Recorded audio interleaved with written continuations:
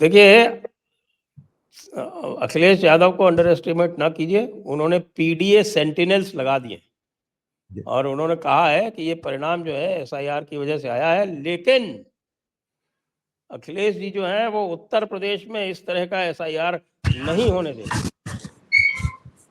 बाबा जी, आपकी बात अधूरी रह गई थी।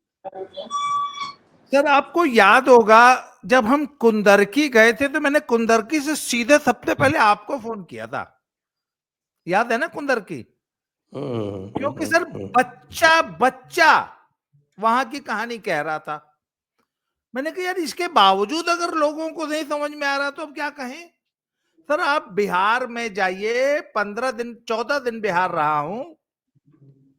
मैंने तो सीधे सीधे ये मेरे तो सीधे सवाल होते थे, जो भी आम आदमी मिलता था। एक तो मैं कॉमन मैन, कोई भैंस चारा आ रहा उससे जरूर पूछता था, कौन बिरादर हो भैया। उसके बाद वोट किसको दोगे, पिछली बार किसको दिया था, सिंपल 4 सवाल पूछ लीजिए सर, आपको हवा पता लग जाती है। पूरे 15 दिनों की यात्रा में 100-150 लोगों से मिल लीजिए, अलग अलग वर्गों से मिल लीजिए, आपको पूरी पिक्चर क्लियर हो जाती है। आपको 25,000 का सैंपल करने की जरूरत ही नहीं है सर्वे करने की। सर, सीधी सी बात है, आपने कहा ना अरिथमेटिक्स ही टोटल ही नहीं बैठ रहा था। मैंने कहा यार, एक आदमी सिर्फ माई कॉम्बिनेशन मैम वाई की राजनीति कर रहा है, एक तरफ 80% से ज्यादा वोट है, उनकी राजनीति कर रहे हैं मोदी और नीतीश बाबू, कैसे आप मुकाबला कर लेंगे। तीसरी एक बात और बताऊं सर, आपने कहा ना इतने परसेंट यादव हैं। सर, वो अनुपम भैया ने एकदम सही बात कही है। सर, 6% यदमुल्ले हैं, बाकी 2% यादव हैं यूपी में। अच्छा। हाँ जी, बिहार में भी सर 10% यदमुल्ले हैं, 2% यादव हैं। तो यादव तो इनको वोट देता ही नहीं, यदमुल्ले देते हैं। सर, इस बार यादवों की संख्या बढ़ गई है यूपी में भी और बिहार में भी। सर, यूथ ने, मैं आपको आज दावे से कह सकता हूं, अभी तो डाटा आने दीजिए, एनालिसिस होने दीजिए, आप देखेंगे ना मुसलमानों ने वोट दिया ना युवा यादवों ने वोट दिया।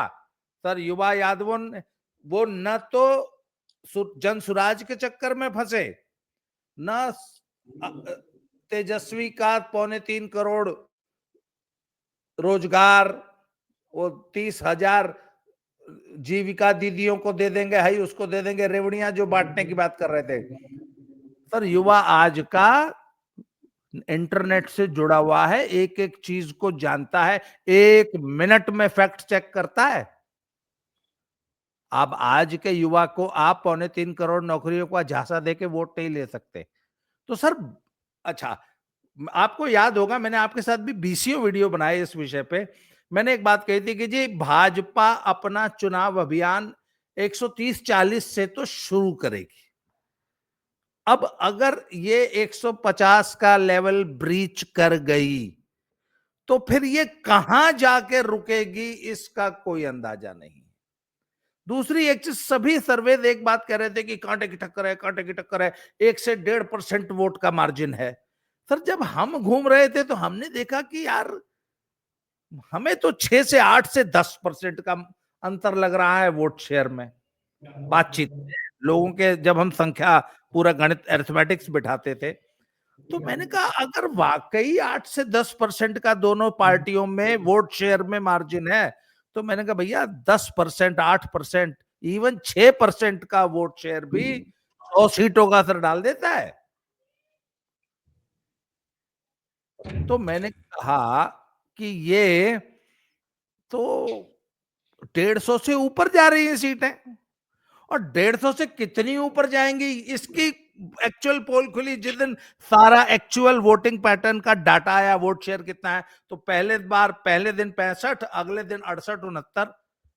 तो मैंने कहा यदि अगले दिन 68-69 टोटल मिला के 67-68% वोटिंग हो गई, तो मैंने कहा भैया ये तो, आपको याद होगा जब मैंने एग्जिट पोल दिया है, मैंने अपनी फेसबुक वॉल पे लिखा है, आज भी लिखा हुआ है, 180 से 207 सीट और गठबंधन को 40 से 60 सीट। ये मैंने अपना फिगर दिया था एग्जिट पोल वाले दिन। मेरी फेसबुक वॉल पे आज भी टिका हुआ है, मैंने उसका स्क्रीनशॉट आपको भेजा था। क्योंकि अच्छा सर, ये इसमें कोई सेफोलॉजी का ज्ञान नहीं चाहिए। बिहार के बच्चे बच्चे को ये रिजल्ट दिखाई दे रहा था, मुसलमानों का वोट नहीं पड़ रहा, ये पता लग गया था। औरतों ने बम्पर वोटिंग की है सर। अच्छा, मेरी महिलाओं के बहुत सारे ग्रुप से बात होती थी, तो एक व्यक्ति है, उनकी पत्नी और बेटी दोनों जीविका दीदी हैं। उन्होंने बताया सर, जीविका दीदी की हर हफ्ते मीटिंग होती है जिसमें 400 औरतें शामिल होती हैं।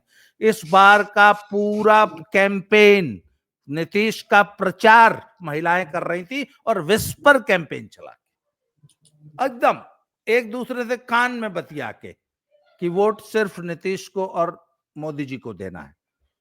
तो ये रिजल्ट आना ही था। कोई भी ईमानदारी से एनालिसिस करेगा तो यही रिजल्ट देगा। जी।